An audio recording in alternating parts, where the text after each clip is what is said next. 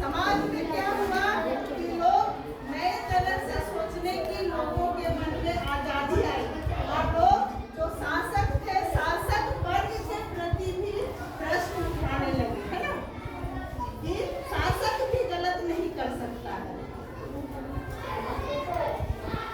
और कि धार्मिक और परिवर्तन क्या आया इस पुनर्जागरण में कि धार्मिक अंधविश्वास जो था, है ना, धार्मिक अंधविश्वास पुराने जो थे वो भी खत्म होने के लिए क्या करने लगे, लोग खत्म करने के लिए प्रयास करने लगे।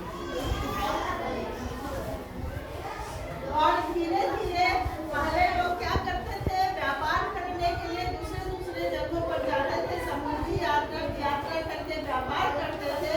तो ये लोग पुनर्जागरण आने से ये लोग इन विचारों को दूसरे देशों में जहाँ व्यापार करने जाते थे वहाँ पहुँचाने लगे और इस पुनर्जागरण और वैज्ञानिक सोच बढ़ने लगा, है ना।